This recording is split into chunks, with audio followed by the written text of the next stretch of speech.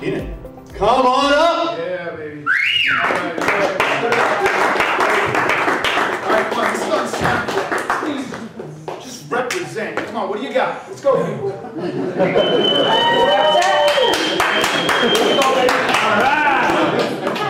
Alright, so, now listen, now watch what I do here, okay? This just went out to my network, okay? Now I gotta do this. Did you guys hear how fucking lame that was? So when I'm done with this, we're gonna try this again and see if I made it in. Ooh, people. All right. Thank you. I'm excited to be here. Thank you, brother. As always. Thank you. Always. All right. And, oh, you got the Red Bull. Yes, sir. And we got an extra supply in the fridge if we need some. Thanks, sir. But, hey, by the way, there are some lovely seats up here in the front because these are the special reserve seats. I know like everyone thought it might be kind of special. If you want, I definitely recommend them. This is where all the action's happening all up front here. But I will take a picture. It's on Snapchat. I'm kind of old school like that. That's all right. But if you could do the big wave, the big Denver wave, and say, "Hello, sales!" Nice.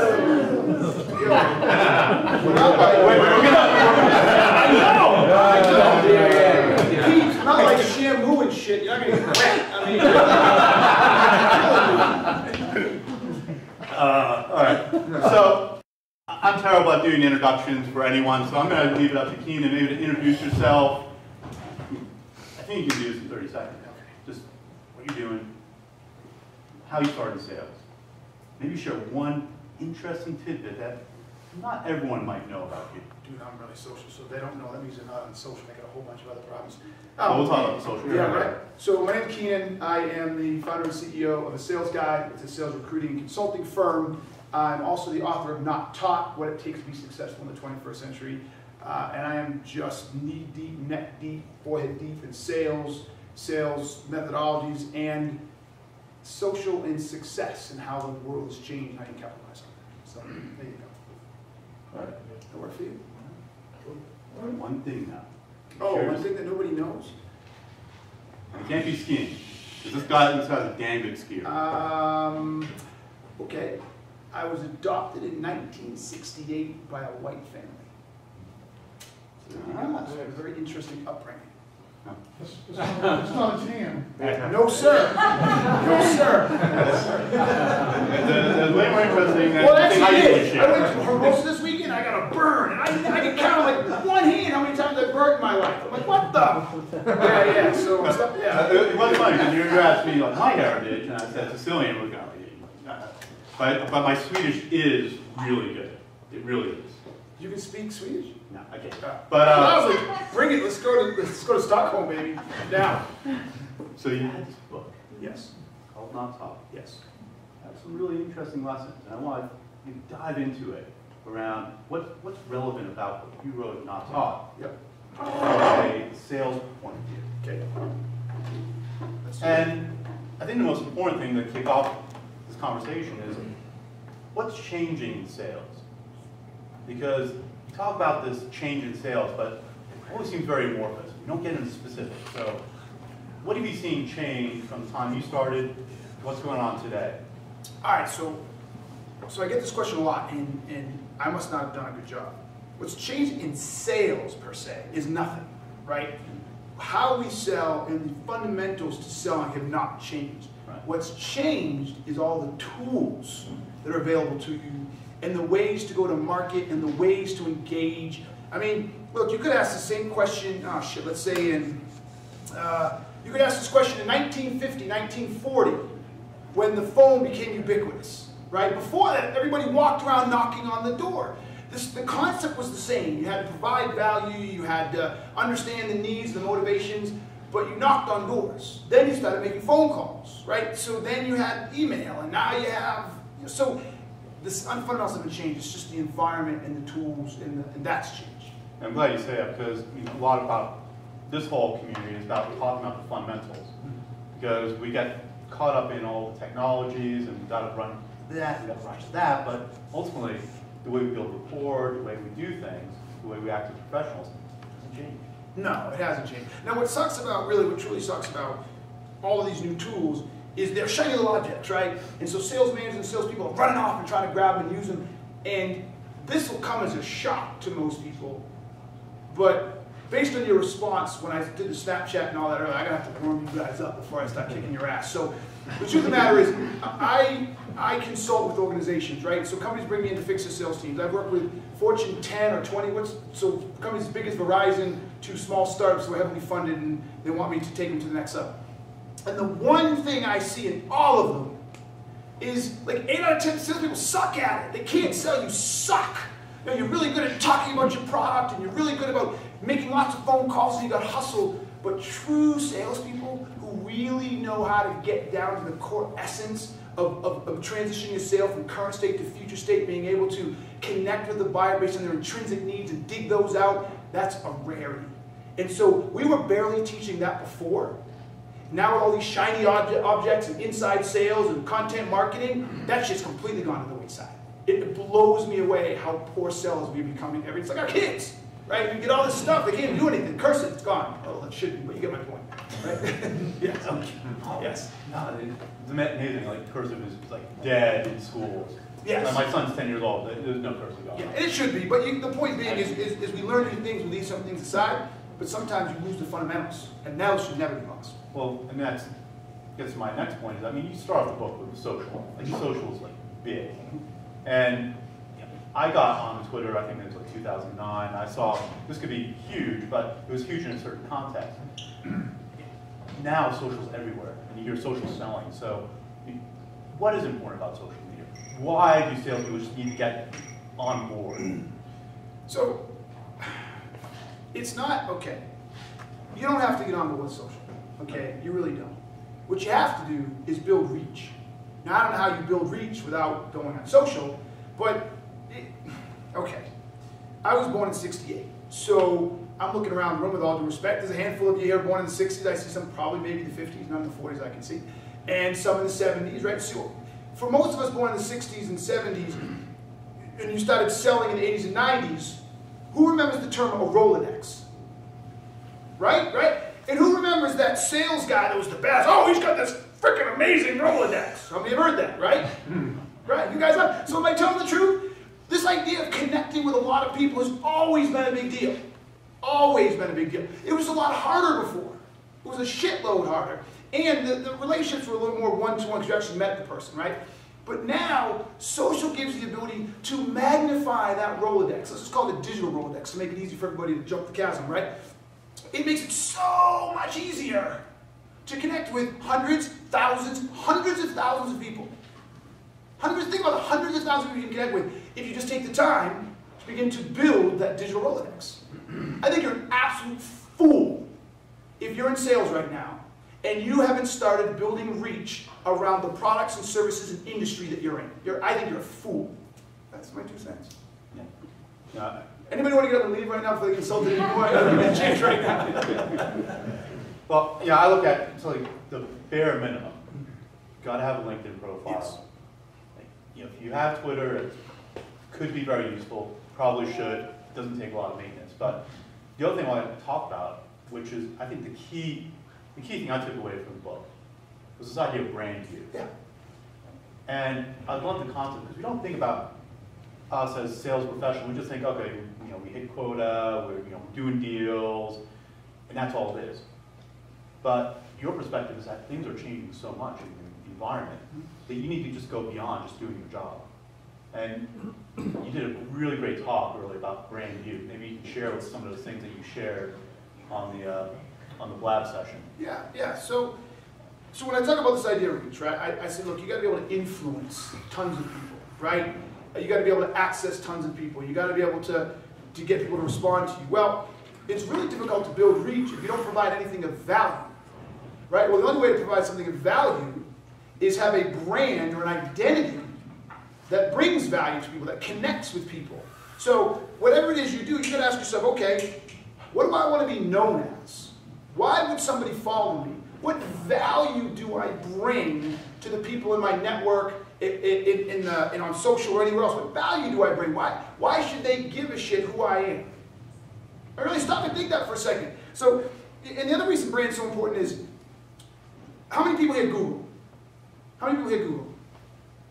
Why, is there anyone who really doesn't Google in here? Who doesn't Google? Okay, so who Googles? Who Googles? I don't see every stinking hand. I want full-on participation. I'm worried about our audio guy. He hasn't raised his hand. I know, I talked to him. He's cool. He's doing his job, right? All right, so peeps, I know you all do, okay? I can't prove this out. If I had more time, I would literally spend the money to do a study, because I know it's here, just to prove I'm right.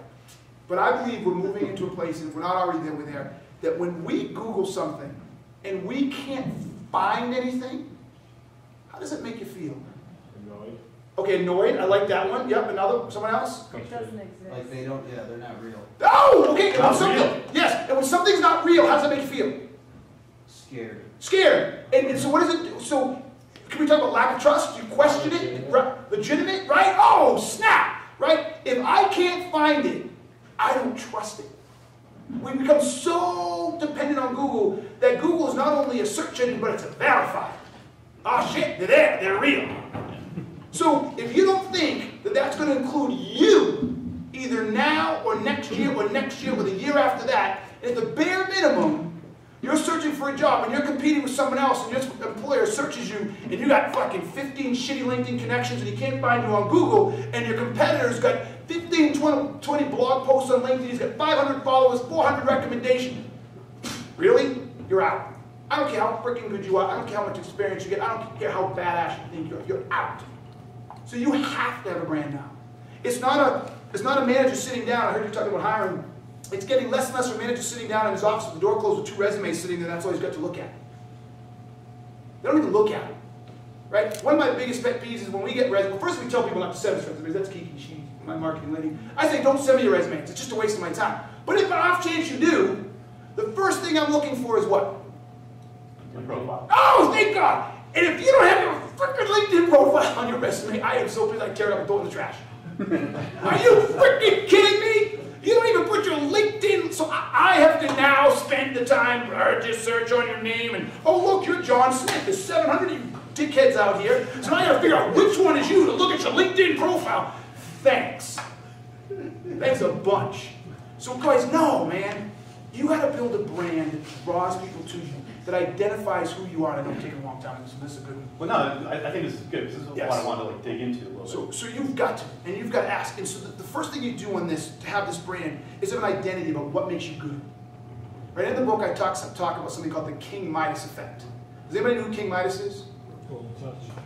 Yes, the golden touch. Now here's the crazy part. Does anybody know the whole story of King Midas? Because it's really not a good story. It's kind of a sad story. Anybody know the whole story? Yeah, his daughter ran out to see him because he came home and she touched her and she turned gold.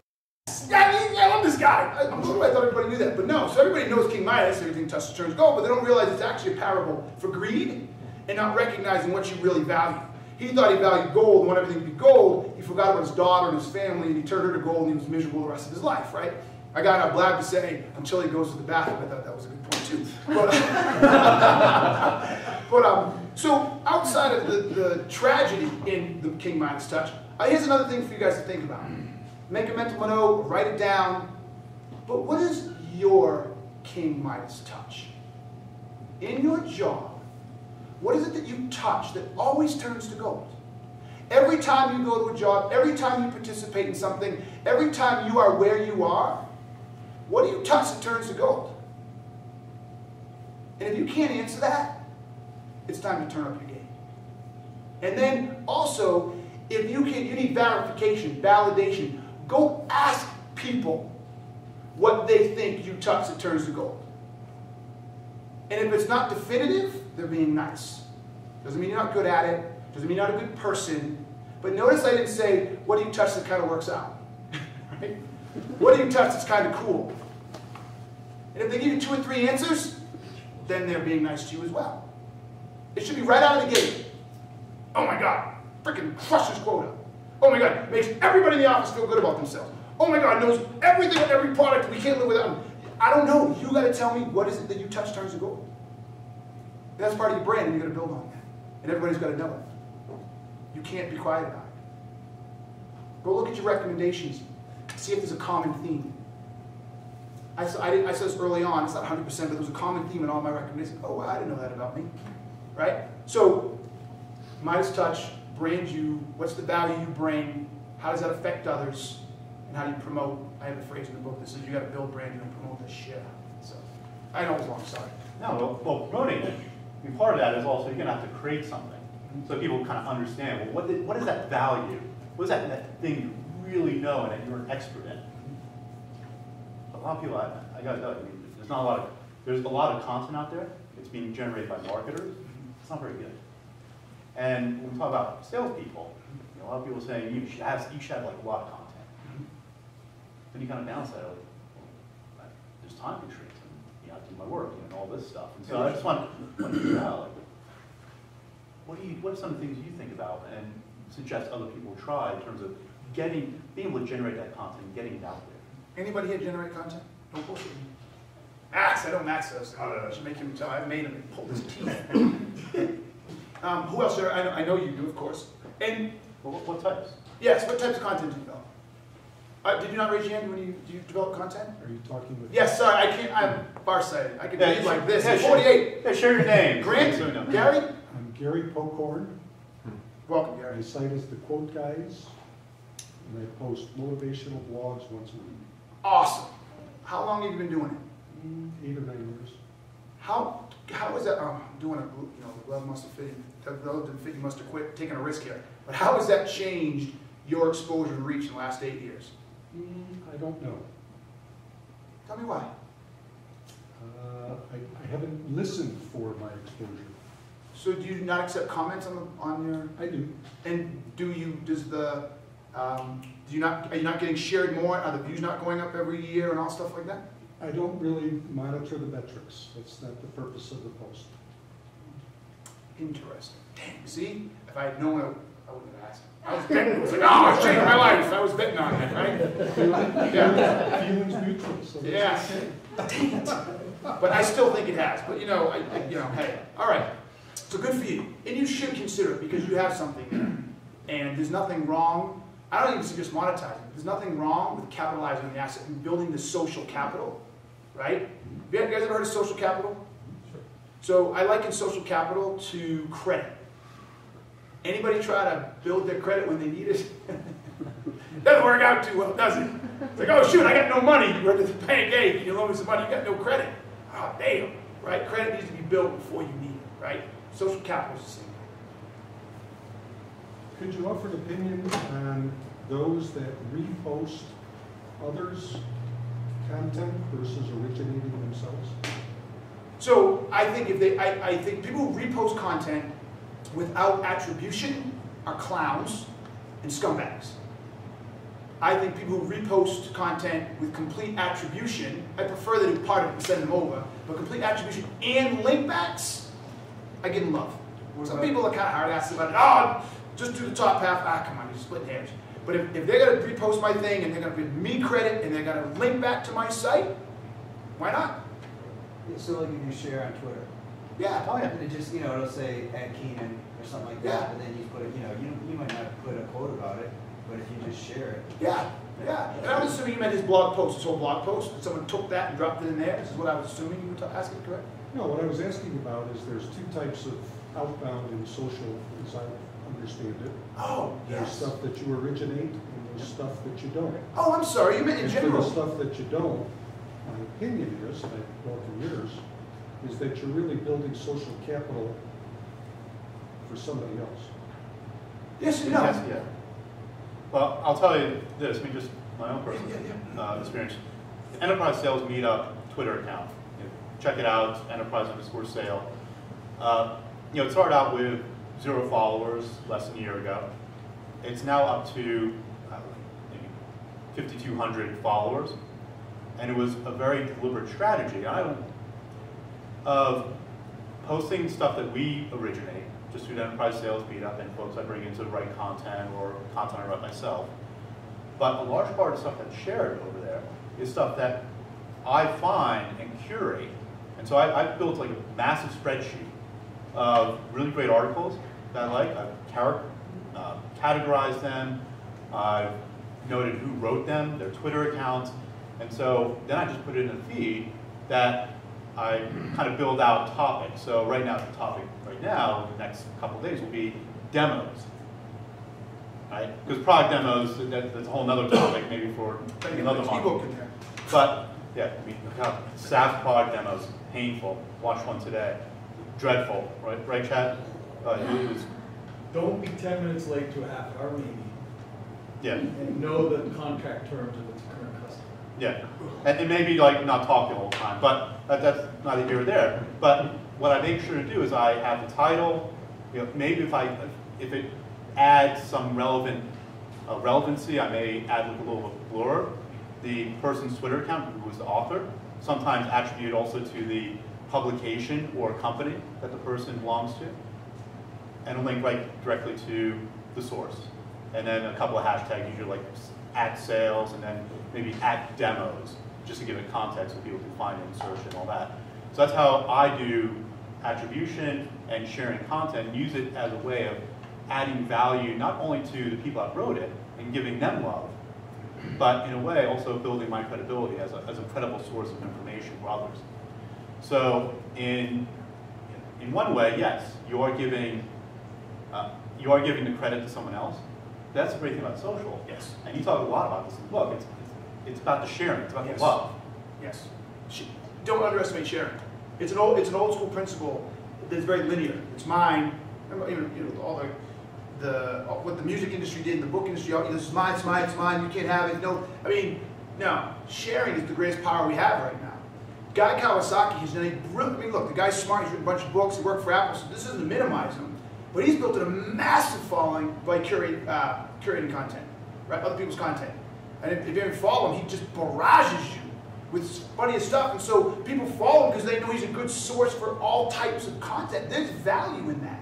So if you're in sales, don't think about creating just your own content all day long. Share other people's sales content. So the people who find, like, oh, I found that on Gary's Twitter feed, or I found that in Gary on Snapchat. I'm going to come back. That was interesting, right? I may go to the source, and that person doesn't put out much, doesn't tweet much, so I can't keep going back to them. That was boring. But you weren't boring. I'm going to keep following you. I learn something new every day. So yeah, guys, don't confuse owning and creating and curating as bad. They're complementary. Yeah, awesome. Should be. So the other thing I really like about the book is this whole idea around change. Right? And so, I mean, this is my opinion. I think sales, if you're really a salesperson, you are a change instigator in companies. But you also have a different kind of perspective in terms of like how you categorize people who can accept change. Do you want to share a little bit about that? Yeah, I mean, look, a salesperson should be a change instigator. They should be. They're really good ones are. But I don't think most salespeople recognize that selling is just a purveyor of change. I've challenged everybody I've ever talked to, and no one's been able to come up with an answer. Can anybody give me one example, just one, of any type of sale that didn't involve change?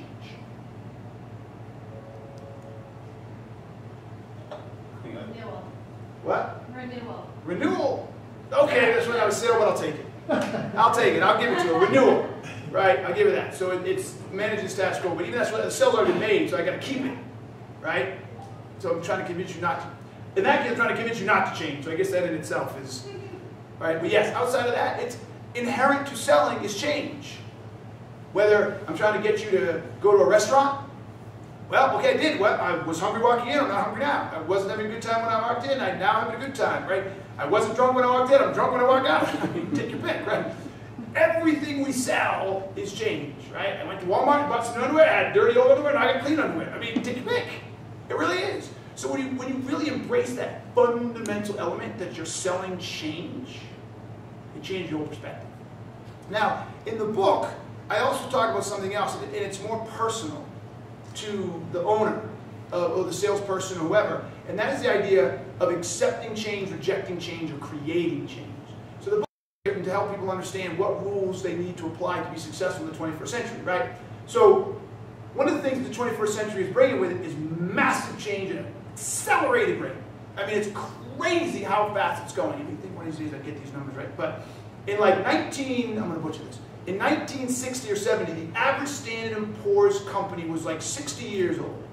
In 1980, in 1980, it was on the Standard & Poor's, I'm sorry, for 60 years. In the 80s, it was on the Standard & Poor's for 25 years. Now it's 14. Think about how fast that means companies are changing. Right? I think Groupon was, I think another one's beat it now, but Groupon was the first company to go from 0 to $1 billion. They did it in 2 years. 2 years from 0 to $1 billion. Does anybody grasp that concept? $1 billion. I'm not talking market cap, by the way. I'm talking revenue. I mean, shit. Unicorns go from 0 to $1 billion in 24 hours. I mean, who cares about that? I'm talking about who actually generate revenue. Okay? Talk to BlackBerry about how fast times change. They went from 2000 to be like the it in these crazy things, right? To it. That was it. Crackberries, 2003, 4, 5, they were it. Is that right? Yeah. Now where are they? Really? So what has happened with the access to information? What has happened to the information? This change happened so fast that businesses are desperate for change agents. But by design, or by social norms, I don't know, we as individuals, we're not very good with change. So I recognize there are 3 types of people. Change resistors, change acceptors, and change creators. If you want to be a true badass in the 21st century, and I don't care if you're 70 years old, 40 years old, or 20 years old, you got to learn to be a change creator. You have to create the change in your organization. You have to create the change in your own world, in your own space. You constantly have to be looking for ways to change the status quo and do better. In 2010, IBM did a study of 1,500 CEOs around the world. 79% said they're freaked out that they don't have the talent and people that can navigate the complexities and speed of change in today's world. And that was 6 years ago. They're freaked out because we won't do it. We won't do it. We're afraid to change, or being a change creator is hard. I'll tell you a quick story that was funny, and I'm probably going to butcher because I butcher all my stories. But I did a speaking engagement 10 days ago for a company in Tahoe, and it was a mortgage company. They hired me to come in and speak to them and talk about the book, and they told me ahead of time that most of them were older. They were mostly baby boomers. 65% of them were baby boomers. And I had dinner with them the night before, and I talked to a lot of them, and they were, oh, this social shit, this social, I've been selling mortgages, blah, blah, blah, blah, blah. So, of course, I tweaked my presentation a little, understanding my new audience, and I got at one point the thing, I said, okay, I hear all this about change, and you guys change it. Tell me why it's so hard for older people to adopt social. It's new. We don't like change. We don't understand it. It's hard. We're already successful. And they kept giving all these reasons why they shouldn't have to do it. And I said, and you call millennials self-absorbed and selfish. I mean, hello? There's old people that feel they don't have to change because they got there. It's too hard. Close your eyes. You would have thought it was millennials that were saying it. Get off my lawn. Yeah, right? So, no, you got to learn to embrace change. You got to learn to take the next step forward and create change for yourself, for your organization, and everything. Because the world's going too fast. You'll be left behind. Yeah. And when we talk about change, want to instigate change, I'm worn out because I get calls from reps, sales reps at different SaaS companies or whatever. It could be any company, and I just get worn out because it's so dead. It's like a script. And I think what we've done is we have these coin-operated reps, or this coin-operated behavior. So there's no thinking. Like the managers. Sorry. Not him, but the managers. Yeah, we'll talk about managers. Yeah. That's a big challenge, right, in many organizations. But I don't see a lot of people necessarily in sales, but not necessarily thinking. And how do you break that cycle? I mean, what should people be doing to maybe kind of break out of that box? Because the way that we're approaching sales in this kind of rote way, this tired way, it doesn't seem like it's going to be all that effective. This is one of my favorite chapters. It's called Think. It's just called Think. And I think I started with a quote from Edison. And he says, right. yes, he says, 5% of people think 15% of people think they think, and 80% of people would rather die than think. All right? And this is one that I will include myself in, because there are certain things that are innate to us as humans, right? So it's not do I do it or do I not, but it's rather the question is to what extent do I do it, okay? Because as much as I am a proponent for change, right, I think I'm a big change creator, there's a lot of things I just don't change very quick, okay? So it's not that I'm never a change resistor, I'm just not a change resistor very often. For other people that change something, but change resistor most of the time, right? So this is another one of those. So don't anybody walk through here thinking somehow I'm sorry to say that everybody's going to be goddamn perfect and you got to be change creator all the time. No, it's just where do you spend most of your time, right? Where's the most of your energy and brain matter spent? Okay. And thinking is one of those. Most of you don't really think. I'm sorry, you just don't. It's not something we're taught. Okay? Think about going back to school, and again, us older folks, man, they did not want you thinking. And then when you got into the workforce, they didn't want you thinking. Anybody remember this phrase? This was real. I don't pay you to think. Right? Yes! Yes! Where the fuck do you think that came from? There were people in a hierarchy, you know, I was younger when this happened, but you know, some of you guys, you know exactly what I'm talking about. The managers did the thinking, and you just were told what to do, and you were supposed to go do it. Right? Can I get a witness on this? For anybody who remembers this, can I get an amen? Thank you. Thank you. And it's why, it's partially why, not completely why I got started my own business. I couldn't handle it. I just couldn't handle it. They said you want to go and say, do this, and if you saw that it wasn't happening, and then you yanked the car to the right, and you avoid going off a cliff, they didn't care that you didn't go off the cliff. All they wanted to talk about is you yanked the wheel right, you're not supposed to take the wheel right. Right? Right? Oh, so we weren't trained to think. But the truth of the matter is, more and more, in that same CEO study, they need people who think. So what does thinking mean? It means stopping for a second, folks. It means asking, hey, this ain't working. How can I do this different?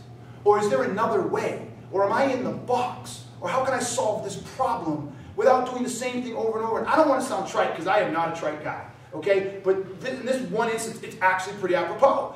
The idea you keep doing the same thing over and over and expecting different results, most of us do that with slight tweaks. And so when I say think, I mean really push yourself. Whether it's in an existing deal strategy, how many people are individual contributors here? Oh, 1, 2, all right, handful, okay. So when I say deal strategy, everybody understand what I mean by deal strategy if you're looking at sales process? Deal strategy is, okay, I'm looking at my sales process, I'm here, I'm not closed, what's my strategy to get them to close and move in a certain way, okay? So how much thinking time do we put into those deal strategies? When's the last time someone came up with a, yeah, that's right, none. He's right, almost never. Right? I mean, again, guys, a lot of stuff, look, yeah, I'm talking head, I get it. But a lot of this shit comes from actually dealing with clients on a regular basis and watching salespeople do stuff over and over. And one of the big ones I get is I'll go in and I'll be in the pipeline meeting, or I'll be evaluating a new client, and I'll see a deal, I say, oh, where are we with this? And they go, oh, they're about to buy. Oh, yeah, really great. Why do you think that? Well, they said they were. Why are they going to buy? Well, because they need it. Why do they need it? Because if they don't, they'll lose. Lose what? I don't know. I mean, I ask 4 questions and then I have no clue what's going on. Very familiar in a lot of deal reviews. Yes, they'll have no clue what's going on. So they came to think in that level, but then to come up with a good deal strategy. So I'll give you an example of good thinking. Okay? And if you can't do this level of thinking on all your gigs, take a step back and ask why. I had this, I'll cut to the chase. I had a client, deal wasn't closing. I wrote about this in Forbes the other day, if any of you read my Forbes article. And the client said, yes, we're going to do it. Then the CTO, executive director, whatever she is, went back and told the team, and the team freaked out. Oh, we can't buy this. I want this product over here. I don't like this. I don't want to do it. So she came back and said, oh, no, we changed our mind. We're going to stop. Team isn't on board. Well, he had a motivator. He had a champion inside that wasn't the lead decision maker who said, that's not true. There's a handful of loud minorities. And there's a whole silent majority that's desperate to change this, and we have to. And one of the, I said to make sure. So we have all the business drivers we need to do it. We have all the business problems that this could solve. We have to do this. It's hurting our company.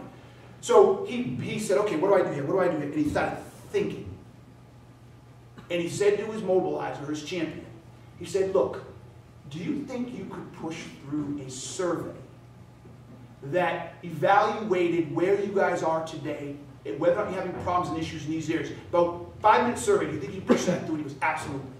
So he created a survey with about 25 questions that targeted the business problems and people's thoughts on them. Like, it's easy to do X, Y, Z, likely, highly unlikely, you know what I'm saying? Or easy, not so easy, that type of thing. And he did it. And this way now, the silent majority had a voice. And they took the survey and they gave it to the executive director who thought no one wanted it. She saw it, like, oh my God, in light of this survey, we got to move forward yesterday. And they closed the deal. It was $150,000 a year SaaS deal. Okay, so that's high-level thinking. And each and every one of you, if you want to be a true badass, if you want to get above everybody else, high-level thinking. I'll give you one more example too. Max, I'll use Max. They're a sales guy. If you want to come work for us, we say no resumes. We say send us an email with why you're great and your social presence. That's all we say. 82% of every freaking clown that subscribes sends us a resume. I know, isn't it? It fucking blows my mind. Show you the ad. Big letters. No resume. Caps. Caps. All caps. Hold it. And they do it. And every once in a while, because I'm intrigued, it's like watching a train wreck, I just have to call and talk to one of the people that sends a resume. So I got this one girl, and we were talking, and finally I said, hey, you gotta tell me, why'd you send a resume in? It says right there. And she had it on, she goes, well, I guess it's just what I've always done. And then I said, okay, you said you want this job because you love our culture, and you love what it said, and we have a new culture, I'm pointing at that. And you said you want to be part of this organization. I said, your action of sending us a resume tells me that you don't get it. Why should I believe everything you've said now? And she gave some bullshit answer. I said, you know, I think you should probably come back in a year or two and try again. She sent a note to Max, and she said it was the most unprofessional, was it our most unprofessional interview she'd ever had? Yeah. Why did she say that? Because she was caught red-handed. And rather than be woman enough to be like, damn, he's right, I shouldn't have done that, I'm unprofessional. Well, I am, but that's a different story. Right? I'm unprofessional. Max here has a job with us because Max sent in a video that he made and did himself, including a cut where, you know, in The Wolf of Wall Street, DiCaprio goes, sell me this pen. He has that scene, he goes, sell me this pen. And he cuts out and he goes, I got this from DiCaprio.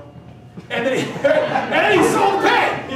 I mean, it was brilliant. He's been with me 2 years. He got the job. That's higher level thinking, people. That wins. Higher level thinking wins. Okay, I'll calm down. I'm having fun. I hope you guys have too. Yes? Well, once we just cut to the chase, I mean, a lot of that high level thinking comes from trying to just maybe find inspiration or pieces of information, just expanding your worldview. And yes, you know, a big thing that I'm a big believer in, just education, learn, find sources. And so, a really short story. Had an event in Brooklyn. This format, it was at a live stream studios. Really, really great speaker. And somebody who had worked for him as a manager of a startup in New York City. We're talking, and you know, we're talking about like books and stuff. He's like, I don't read books. They're all crap. And I was stopped in my tracks, like, you know, because he seemed like really serious. He wanted to advance his career. He was, you know, young, up and comer, 25, manager, you know, has a team of 20 or 25 reps, and he has no interest in any books. And I said to him, like, look, it's your life, your career, but at some point, you're going to think you know everything, and the world's going to change around you, and you're going to realize you don't know anywhere near as much as you thought you did. No, you're right. You're absolutely right. Is there a question in there? Sorry. Oh, I know. I just had to share that because you end, or kind of like the chapter before, on this idea of just being very deliberate in your learning and your just doing things to get yourself better. Yes. Yes. Share something. So I'm about to do a rant. I do rants on social and I post them. And I'm about to do one on teaching yourself. Because it came to me the other day that I don't think a lot of us teach ourselves. So bear with me, I'm formulating this opinion, but I think we all learn, right? We go and read, and we learn, but teaching yourself is the next level of learning. It's taking it deeper, it's going further, it's making yourself proficient in something. And I don't think we spend enough time teaching ourselves stuff, right? So in the book, I talk about this idea of deliberate learning. Look, I'm a little nicer in the learning department, although maybe I shouldn't be. I think most of us, generally speaking, will learn something. We look to learn something. And we're not just complete idiots, although I guess Trump just won 4 more states, so maybe I should take that back. but I give us credit that we learn. But what I realized was, if you really want to be good, and you really want to crush it, you've got to be a deliberate learner. And a deliberate learner changes the paradigm. A deliberate learner says, I'm going to learn something specifically, deliberately. I'm going to choose to learn something, right? And therefore, usually by default, how I determine what I'm going to, this is big, guys. What I choose to want to learn is a reflection of some self-identified deficiency. Now think about that for a second. Let that sit in and ask me how many times you've heard that. I don't even think Nietzsche threw that shit out, right? This is big. I, in order to be a deliberate learner, have to stop and ask myself, what don't I know that I need to know specifically to be good in a particular area? Because there's a lot of stuff we can know, but if we try to learn without that self-assessment, it's not bad. Guys, that's not bad. But I always say deliberate learning is learning on steroids. It says, I don't know this, and I'm going to learn. It could be something as simple as, saying, I read 10Ks and I can read a cash flow report and I can read I can read a balance sheet, but the truth of the matter is, if I'm really honest with myself, I can't pinpoint a problem in the business. I'm unable to interpret what I read. I can recite it back, right? So why don't I go and find someone that can teach me how to interpret a cash flow statement, or interpret a balance sheet, or interpret a P&L? That's deliberate learning. Because by doing that, let's say I sell financial services, or let's say I sell buying and selling businesses, right? I have a whole level of knowledge now that helps me be a better salesperson, or do better in this job because I have that. So deliberate learning is powerful. It's so powerful, but you're not going to be successful at it if you don't start with your own personal self-assessment. And I'm not going to get all Dr. Phil on you, but that's hard. It's hard. It's hard to say I'm not good at something. It's hard to say, boy, I could really grow. I could improve in this. I'm weak, right? That's hard. But if you can do that, you can turn that into a deliberate learning plan and commit to learning 1, 3, 5, 7, 9 things in a year that you didn't know the year before. Woo! Think about how fast your career is going to go. Think about how far you're going to move up. Yeah. So I want to, if anyone has questions, please, like open this up so I can ask a question. Now I'm just keep talking. And you'll just keep talking. Okay. So my department's sales development, so selfless question, right? There's top of the funnel, there's in the middle of the funnel. How's what you're talking about different for a sales development person than a quota carrying sales rep? I mean, how the job's changing for sales development. So how important is it for the SDR to get similar levels of skills as a sales quota carrying salesperson? Okay, just as important. So, okay, excuse me, where is the handoff from the SDR to the AE? At the opportunity, once it's a qualified opportunity. What makes it a qualified opportunity? Let's lean on somebody. Band. There you go. I'm sorry? Band. Okay, please, you don't want me to talk about band, it drives me insane. But that's okay. So some level of band, right?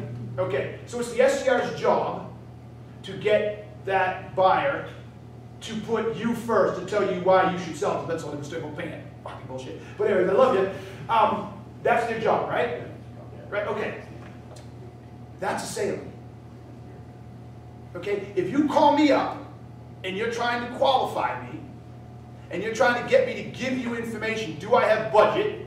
Am I the authority? Is there a need? And is the timing there? And that's why I can't freaking stand it, because you call me! I don't need to prove to you I can fucking buy your product!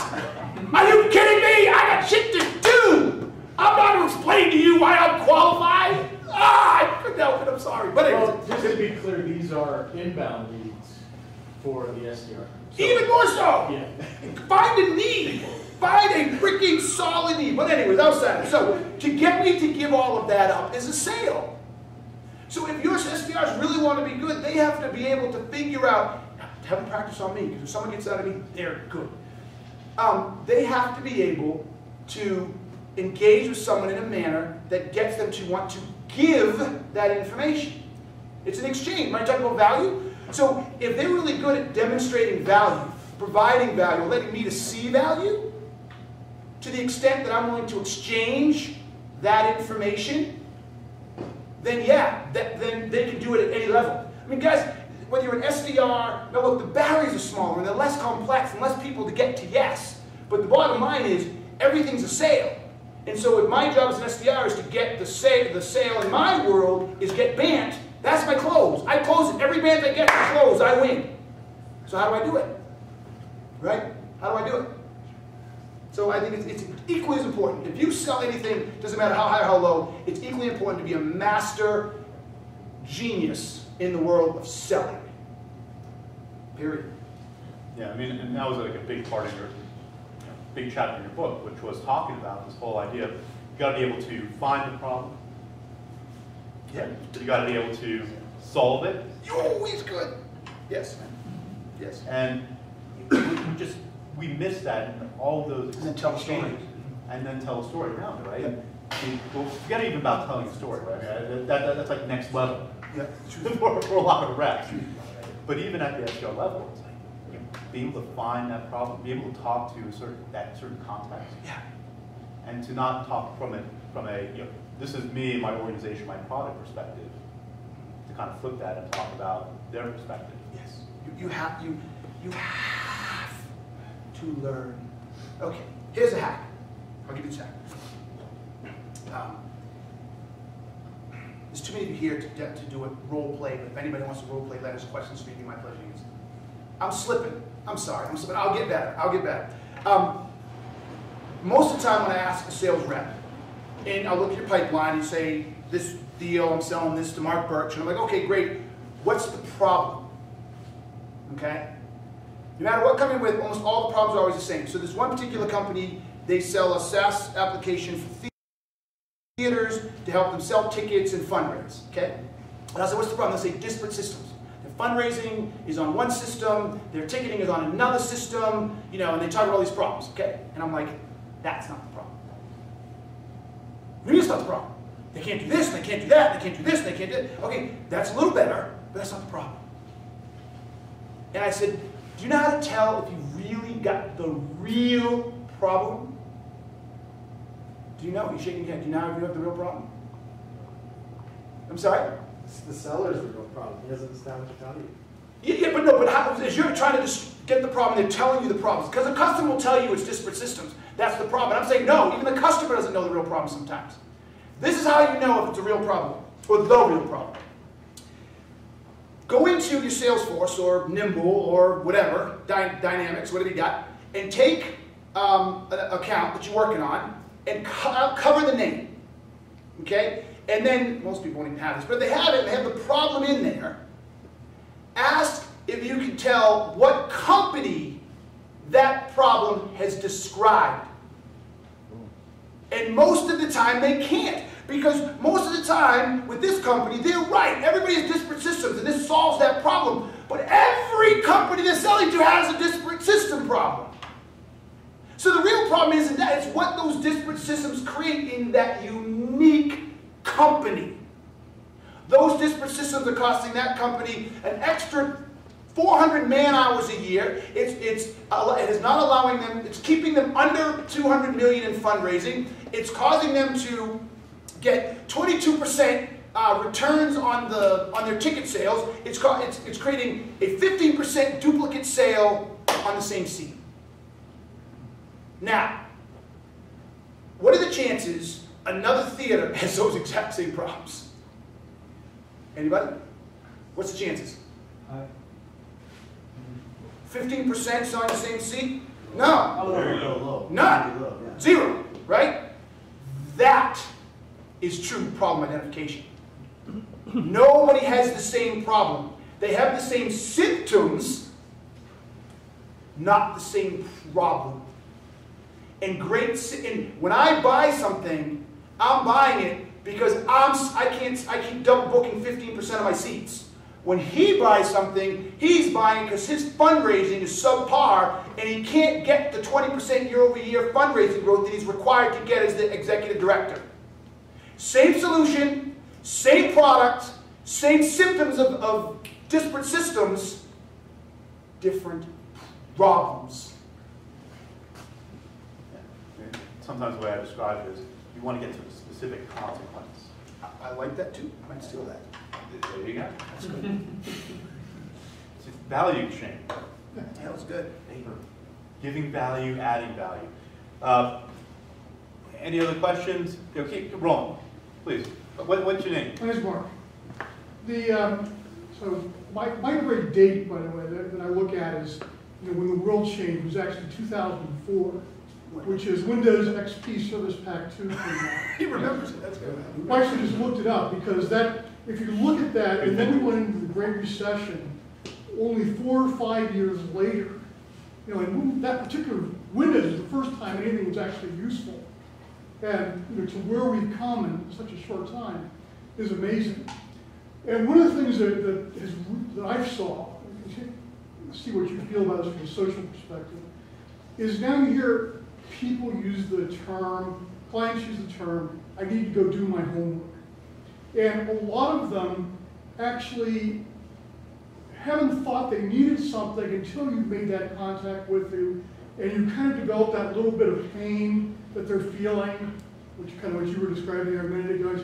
I got that little bit of pain. And then the blighters disappear. They go away. And they go off to do their homework on Google. And all of a sudden, 6 months later, they reappear and buy something from you. And it drives me insane. So I don't know if other people see that same kind of a system or not, but it seems like... What do you sell? So I actually sell promotional products. T-shirt. I sell the pen. Yeah, okay. Hey, get her card. We're always looking for, we're not big companies, we'll buy tons, but give her your information anyways. Okay. Oh, this is a tougher one. Okay. This is a tougher one because it's more of a commodity, all due respect, right? True, but I mean, we probably generalize it. I don't know whether, that's why I was kind of curious about whether other sales teams kind of see this. I kind of get them going, and I've got them to where they're recognizing my value. We're experiencing some pain together, and then they're gone. Maybe Go off talk and do about their homework. commodity Yeah. later, but maybe just like generalize it. Okay, see, the reason I'm going there is it's actually very, very relevant or pertinent. This is what I say, because I do see it a lot. Your system is slightly different because it's somewhat commoditized, Yes. okay? So it's slightly different, but I'm still going to get the same answer. When that happens 9 out of 10 times, you didn't get them to see the pain that they were in, and or in some cases, the opportunity that could be afforded. So sometimes the other side of pain is opportunity, it just depends on what it is, right? You didn't get them to see that enough, and then help them understand why you are the only choice to solve it. Because when you do that, you don't have to talk about, hey, are you ready to buy? It's, hey, this is my favorite line, I'm confused. You said that you're having this problem, and this problem, and it's affecting this and this and that. I've shown you a solution. What happened? Right? Without that real business thing, you're going back and say, hey, we agreed I'm good, I have this and I have good pricing. No, my good pricing and we agreed you like my stuff and I'm a cool guy and I have quality t-shirts and quality pens. That's only half the discussion. Without you said that you've gotten crappy stuff in the past and they wouldn't return it. You said that your boss, here's a decent one, your boss when he comes down with you and says, look, I need this 2 days from now, and most people say they can do it and don't deliver it, and I can guarantee you that I'm confused why we're not talking now. And when you say you're confused, you're challenging them to either own up to going dark, or acknowledging that the problem they gave you wasn't the real problem, or it wasn't as important as they thought it was, and get you back on problem discussion. So the reason they go dark, 9 out of 10 times, I've written this a lot, is we haven't spent enough time on their intrinsic motivators, and their intrinsic motivators are rooted in the pain that's created by the problem. And I'm actually talking about writing a book, and I just did with this. and I'll share this, you guys are one of the first people that I've seen. It's called gap selling, okay? Because the idea of change is at the core. Have I talked to you about this? Oh, shit, all right, good. All right. Gap selling. Because the whole concept of selling is about change, then we should be talking about how much change is being created, right? So, current state, this is where I am today. Future state, this is where I want to go, I envision I should go, and me as a salesperson tell you need to go. In between is the gap. If the gap is this small, it's harder to sell, isn't it? It's not much change. And if it's not much change, doesn't mean they won't buy, but it's going to be somewhat of a commodity, and or they're not going to pay a lot for it, or they can dilly-dally, I can do it today, I can do it tomorrow. It's not a lot of change. The impact of the change is small. But if it's way over here, huge change. Lots of motivation. Really big impact. I can sell that. I can charge more for that. So you got to understand how big is the gap, and really good salespeople can create gap. Did that help? Yeah, I think for two things. I always love the Columbo is a wonderful technique. Yes. That was a good reminder. And I think the area I'm really bad at is creating that gap. Most are. So, Yeah. Keenan, what the secondary part of that too is, and I was just in the promotional conversation recently, you know, they came to me and said, hey, you get into something like that? I don't know where we buy from. Let me check. So, good conversation, good, likable person. Let's talk. I go do my checking. Oh, we already have a vendor. So I'm not the decision maker. That gap needed to be created with somebody else in my organization. That's what I find is a big problem, especially in high velocity sales, is you get to the wrong person. You create the gap with the wrong person. So I think yes and no, right? Because in an organization, particularly a large organization, you're going to have a lot of conversations. Right? And a lot of times those conversations may go nowhere. But you still have an opportunity to create what I call, you call it the gap, I call it the leap from interested to excited. And if you're able to find something that's relevant to that particular person that you have on the phone, or you have a conversation, or you're engaging with, and you can get them not just interested, let me see about that with someone else, but actually excited to want to take some specific action. Like, oh, we probably do need that. Oh, I haven't thought about that. Then you've made them part of your internal committee.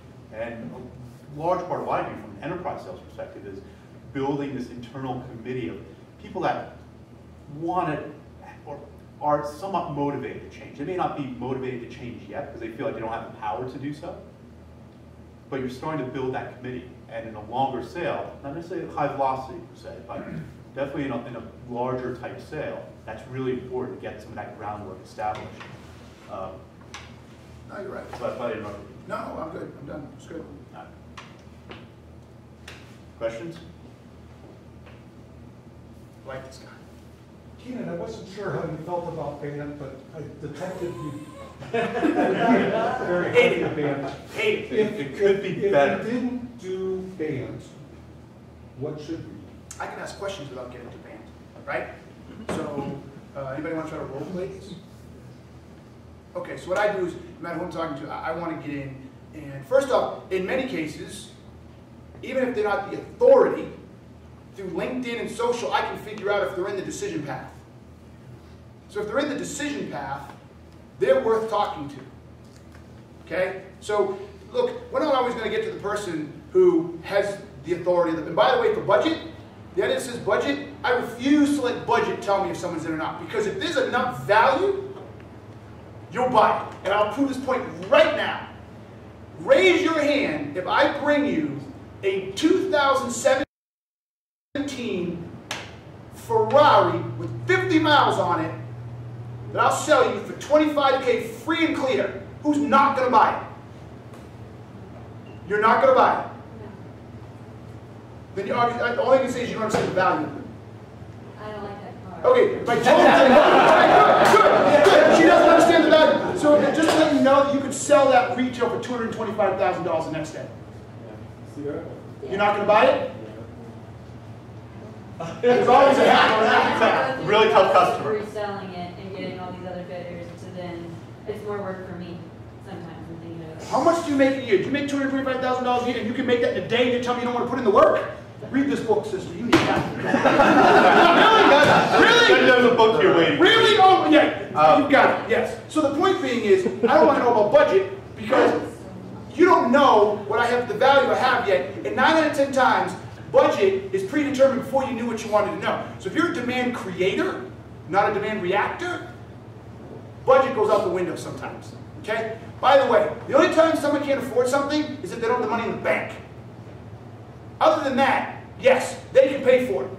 Now, will they pay for it is a different discussion, but I refuse to take myself out because someone doesn't have budget before they've seen everything you can do, and I haven't found the problem, and I can demonstrate the return, because when someone wants something, trust me, my kids prove this out every freaking day. When they want something, they go for it, and we are no different.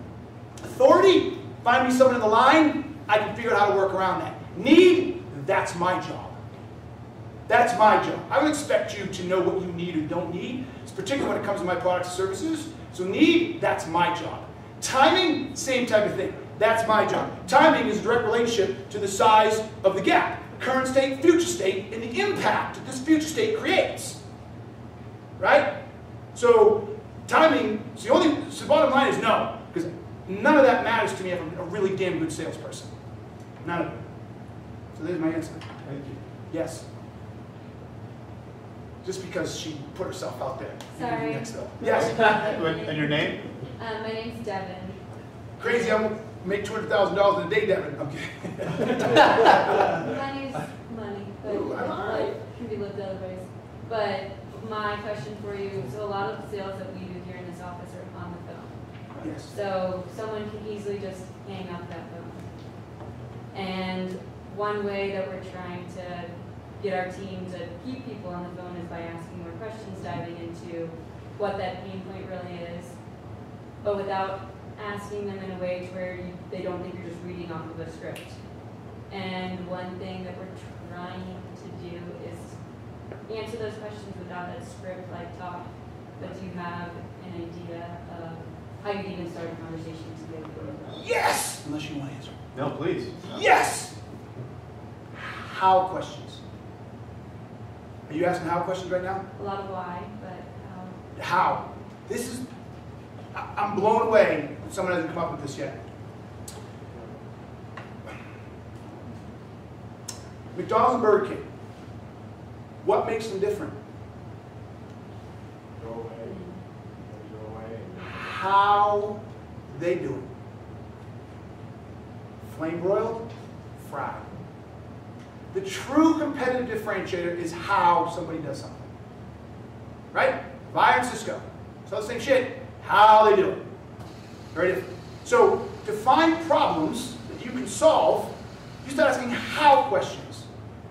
When a business consultant comes into a business and they're given a license to do this, and they're asked, hey, fix my sales organization, the really good ones start saying, well, tell me, how do you do this? How do you do that? How do you do this? How do you move to the production line? How do you do this process? How do you do that process? And they go, oh, hey, that's broken. Oh, hey, that's not too efficient. Oh, hey, you can prove you went like this. Am I right? Is that how they do it? Well, no, not a lot of business consultants. Yes, that's how they do it. Okay? So, when I used to be on the phone, and I was like, hey, my name was Jim Keenan with so-and-so, I'd like to ask a quick question. Could you tell me a little bit about, I have a setup, whatever my setup is. How do you do X? And I look for that process that I know that I'm really good at fixing that most of my customers screw up. Then I can say, okay, well, are you aware that you can do that in half the speed? Did you know you could do that without investing this time? Did you know you could do that without shipping it off to China? Did you know you? No, I didn't. I'd like to talk a little further about how we can help you. So if you can really start to understand the business processes that you guys affect, right? Then start interjecting how questions in there, you'll start to find the real problems. Sometimes problems they're not thinking about. So if they can't answer the phone, you can't answer the question, that might be a problem I can't answer. I don't know how we do it. If they can't answer it, it's messed up. Well, they think it's good. Okay, sorry, this is really important. Are we good? So I use this analogy with my clients all the time. There's a trucking company in California, I'm just making the story up, and they are the best trucking company in the world. Okay? They can get packages from Los Angeles to New York in 3 days from the time you call. They're trucking. That's a big deal, right? I mean, moving something in 3 days, you think, if he gets it. That's a big deal. And they have convinced themselves, justifiably, because of physics and everything they've done, you can't squeeze any more time out of them, right? You just, laws of nature, you can't go 200 miles an hour in a truck. It's trucks, not trains, or anything else, right? And so you call them up, and the average salesperson will say, my name is Jim Keenan, I'm with so-and-so packaging. I would like to tell you how we can help you move your package overseas faster. You can't. We have the best process in the world, thanks but no thanks. And they're right. Next side comes off and says, hey, my name is Jim Keenan. I'd like to talk to you about how we can help you with your packaging. Could you answer a quick question for me or two? What's your question? How do you do your shipping today? We ship it across trucks. We have the best in the world. Really? Okay, excellent. How long does it take you? 3 days. Wow, that's impressive in a truck. Are you familiar with airplanes? No. What do you mean airplane? What's an airplane? An airplane actually allows you to put your package in the air and get there in 6 hours. What? So I use this drastic example is, if you don't think that your customers don't know things that you know about processes that could shorten the cycle or improve the environment, do things faster, either you don't know it and you're right, you suck, or you just got to figure out a way to educate the customer to realize they don't know what they don't know. And the only way you can do that is talk to the how. How are you doing it today? And let me show you how you can do it tomorrow better. If you're not talking about the how, you ain't selling. And that's actually, no, that was excellent, because a lot of sales training that's provided internal companies oriented around products, features, which, you know, that's not, it's not that that's not important. We don't get down to that level of conversation, that level of training to instill in the minds of reps that are doing this day in, day out, having those conversations about how the client actually thinks about their business. This is fun. Anybody else having fun? Oh my God. Wait till this next Snapchat comes out. Oh, this is going to be great. Yes. We get trained in a question like that at Airline Central, and it's how's that impacting your business? That's their second level of questioning to see the gap. Yes, okay, but let's use the airline one, right? If I don't ask the question, how do you do it, right? Or how much time does it take you, or some question like that. If I say, how's it impacting your business, that relies on the customer to know certain things. So I love that question. Don't take that question off the board, but take that question and make it after the hows. Maybe that's your suggestion. Oh, I'm sorry. Yes. Follow-up. Yes. That's the next level of how. Yes, he's really good idea. Yes, he's spot on. Once I get him to say, are you aware of an airplane? And like, no. And getting there in 6 hours, would it be beneficial if you get there in a day? So how would it affect your business? Yes, if you could do it in a day. Yes. Sorry. And just out of curiosity, I mean, who all uses BANT just as a way of qualifying or a way of going through something? Get them off. That's Yeah, I know. No one's going to raise their hands. They're all like this. Oh, shit, I need my hands up. My company uses BANT. Will you tell your company to call me, and we will fix that? After I get done talking. And it won't be one of these fixes like, oh, we'll use Anna. Yeah, right. Yeah, we'll learn how to uncover problems. We'll just switch the letters around and call them something different. I want to ask one last question. We are getting towards the end of our evening. So I always ask every speaker at the end of the talk, there's something that has been really inspiring. It could be a book that you've read, it could be a movie, just something that you found like, really interesting and changed a perspective or changed your thought.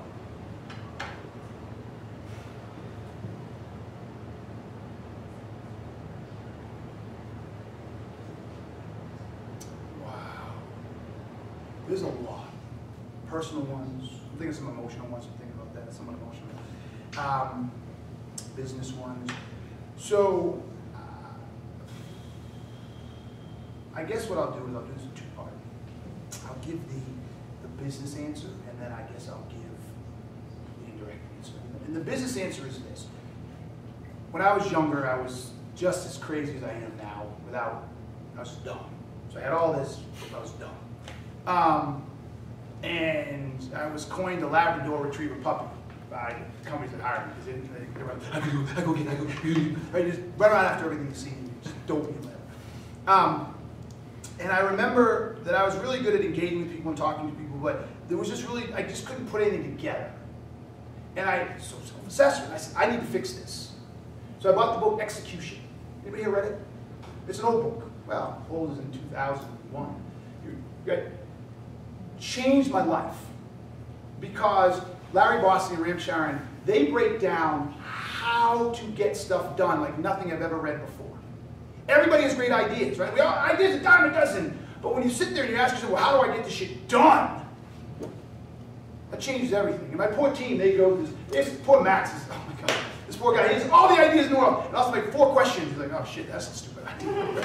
Because just trying to execute on the idea, right? So that was the biggest life-changing, I'm going to rephrase, business-changing experience in my life was reading that book. It changed it changed how I look at everything. Everything comes down to how would you do that? How do you execute that? I think the more personal answer I would give you is it's not a single story, but it's, I don't know if it was my upbringing, I don't know if it was my personality. It's just I have learned through other people, through what I don't know, to just be open. I question everything, but I question everything to be open. So the few people follow me on Facebook, man, you do not want to have a political discussion with me. I will eat you for lunch. Not because I think I'm right or wrong, but because somewhere along the line, I always ask the question, well, what's behind that? What's behind that? What's behind that? What's behind that? And I take things 10, 11, and I have a lot of deliberate learning. Like, I will walk you through Citizens United, because why? Okay, this has happened. What's happened? I'll walk you through the wealth gap and why it's an issue. I mean, I will walk you through things, not because I think it was just, but because I just had to know. And that intellectual curiosity has been the greatest impact in my life. And it's where I am here today. It's how I started my blog, right? I just have to say, well, why? Why is that? How does that work? I don't get it. Why is that position right? Why is that one wrong? And I just deliberately learn over and over and over and over. And I think that part, that commitment, I guess, has been instrumental. I guess being authentic is the last one. So, sorry, that was good. So I was fun with him. He's a great guy. Great guy. You are too. Thank you, baby. Let's give a round of applause.